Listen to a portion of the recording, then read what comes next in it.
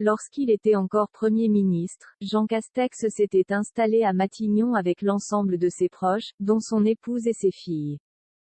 Jeudi 30 juin 2022, France 2 a dévoilé les coulisses de leur quotidien dans un documentaire intitulé Dernier jour à Matignon. Un rare instant de tendresse. Alors que Emmanuel Macron devrait annoncer un remaniement de son gouvernement, France 2 a consacré sa deuxième partie de soirée aux 100 derniers jours de Jean Castex. Dans Dernier jour à Matignon, documentaire diffusé sur le service public jeudi 30 juin, les Français ont découvert une nouvelle facette de l'ancien Premier ministre. Ce dernier a par ailleurs été le premier à s'installer au 57 rue de Varennes avec son épouse et deux de ses filles. Et pour la première fois, le haut fonctionnaire de 57 ans ainsi que sa femme, Sandra Ribelleg ont partagé un rare moment de tendresse devant les caméras.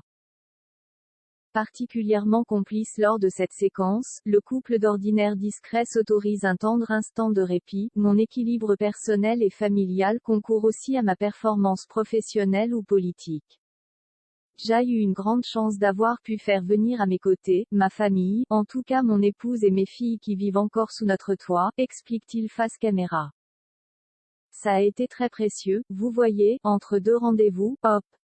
Je m'éclipse et je vais les voir, ne serait-ce que 2 minutes, c'est très précieux.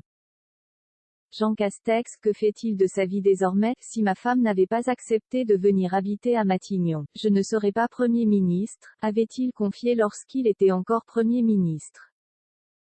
Depuis le 16 mai 2022, le haut fonctionnaire mène une toute autre vie. J'ai eu mal à l'estomac pendant 2 ans, avait-il par ailleurs confié à Paris Match, en 2020.